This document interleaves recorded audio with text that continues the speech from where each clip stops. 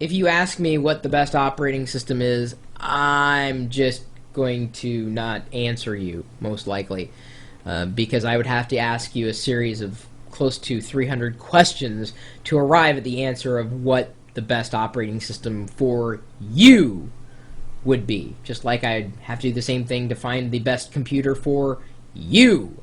There are a lot of factors that come into play. I share my email address quite openly in the videos, chris@pirillo.com. I do get everybody's emails.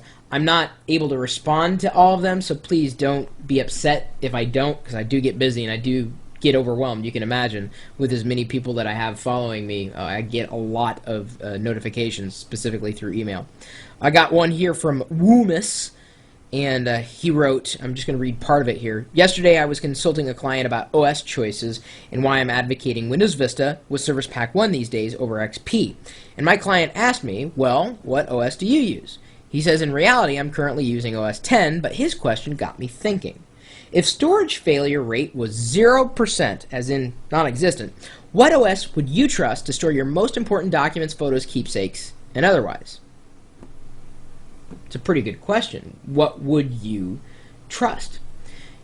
And this question you will likely answer differently a year from now than the way you would answer it today, because software will constantly evolve.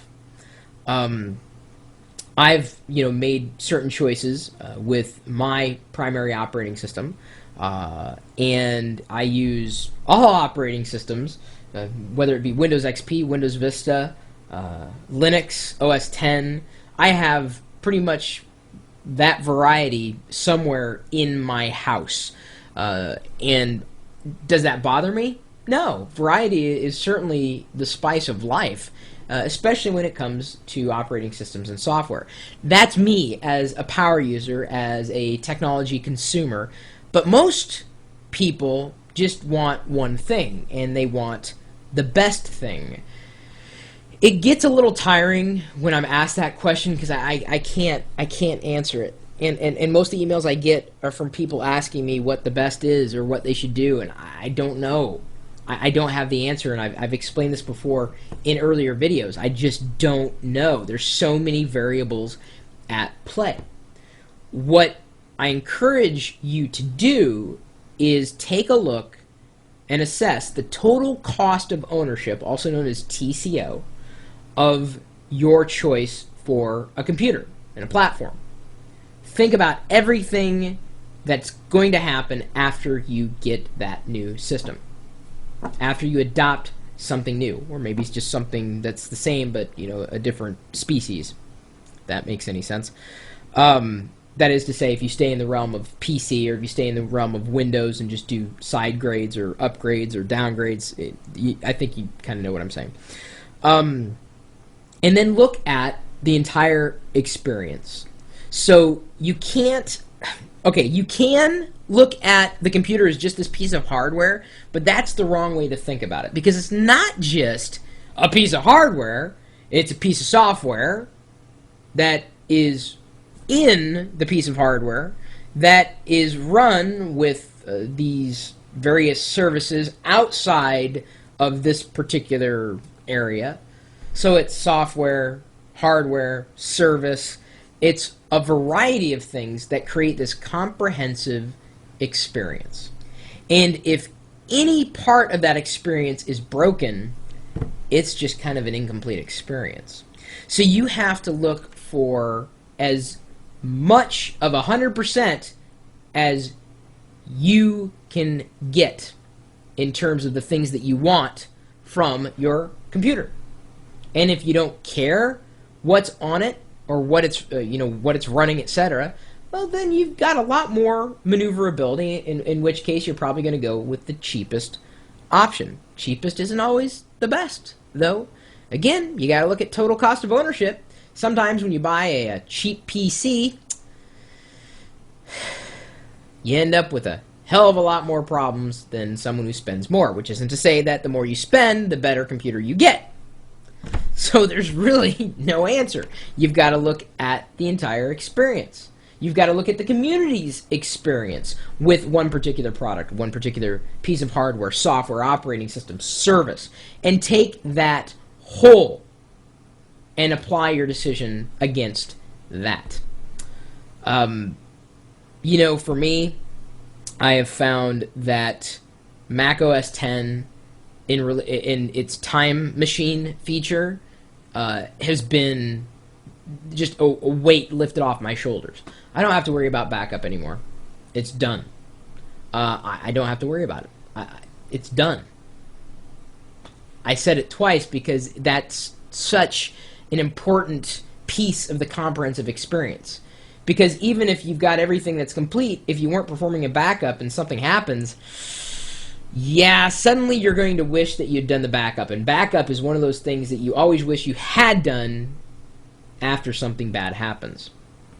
So if you're not backing up, you're going to want to start doing that with a great degree of regularity, both on-site and off-site backups.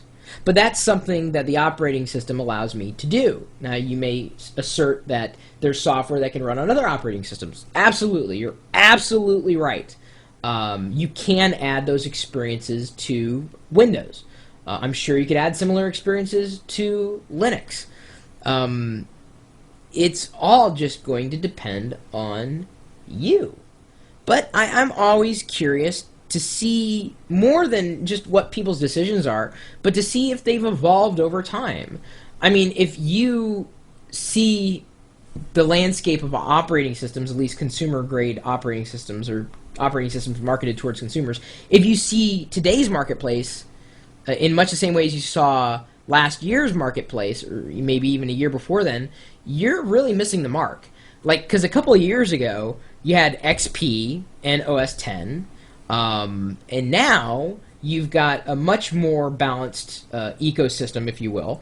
You've got, well, XP's getting phased out, but now you have a new version of Windows, Windows Vista. You've got a new version of OS X in Leopard. You know, Ubuntu is releasing new editions with a great degree of regularity. So Linux on the desktop is certainly catching more minds today than it did a couple of years ago, and that will continue to accelerate. Every year, okay, maybe that's a little too frequent. Every other year, every 2 years, the operating system landscape changes because a new version is released. Things change, things evolve. And our reliance on desktop software for a lot of the storage, even that is coming into question. I didn't install a single piece of Office software on my brother's computer when I was building it for him the other day. Was reinstalling Windows on this machine and got to the point, I said, well, do I put OpenOffice on there? Do I give him a copy of Microsoft Office that I have? What do I do? And I thought, you know, he can use Google Docs. Nothing to install. It lives on the web. You don't have to worry about backing up your documents or accessing them from multiple locations. It's all on the web. Same thing with photos. You can upload them to Google's Photos Gallery. What do they call it now? It's in relation to, what is it, Picasa web albums? Web albums? I'm having an issue saying that tonight. Griff says, don't trust the web. Certainly, you can only place your trust in reputable companies. I'd like to believe that Google is a reputable company, or at least reputable enough that they're not going to do anything colossally stupid, specifically with user data. Maybe I have too much trust in them, but I also believe that's the future of a lot of this data storage. The computer is going to act as a gateway to transfer that information, that data, off-site, so that backing up locally is not, I mean, you don't even think about it because, well, the documents just live on the web. The photos, the videos, the everything just lives on the web. I don't even keep a local archive of the videos that I'm putting up onto the internet. I've got some of them stored at Blip TV, others are stored at Yahoo, yet others YouTube. I'm not storing them locally.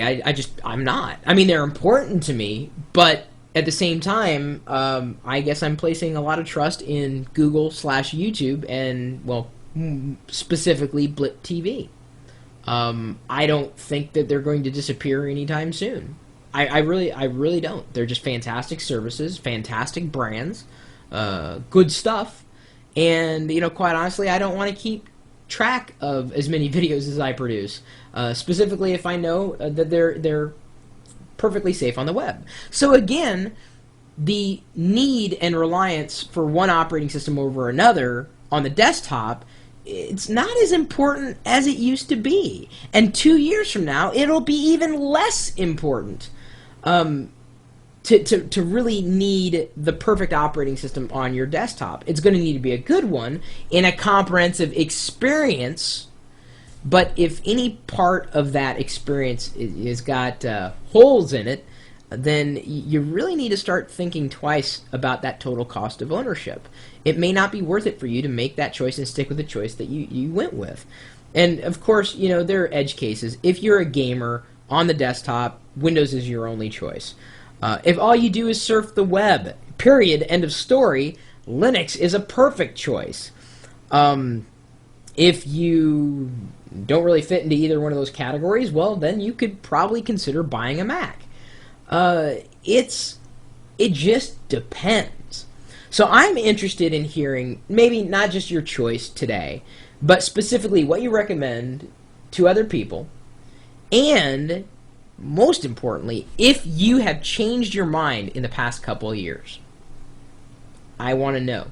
I want to know what brought you to that decision of changing your mind, because I think that's where the interesting story is. And if you haven't ever changed your mind about your hardware and software choices, you, my friend, are living a sad, miserable existence, because you're likely still using Lynx to browse the web, Eudora for email, and you name the outdated service or software hardware product that would make you look like a Luddite. Yes, and you're probably also on a 386. It's just painful to think about. Really is. That hurts me to even see that written. Oh, I want to cry blood, because there are people out there like that. And if you're one of those people, I don't know how the hell you're watching this video, because I don't think your computer can handle it.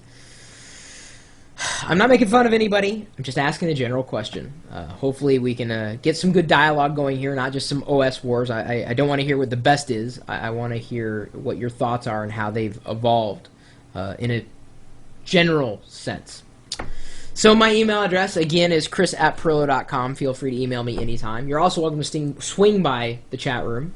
We're typically talking tech, and throughout the day, every time I turn to the chat room, someone is always mentioning something related to operating systems. So we're going to be talking about it right now. You're welcome to stop by anytime, day or night, 24 hours a day, 7 days a week. We're at live.pirillo.com. We'll see you later.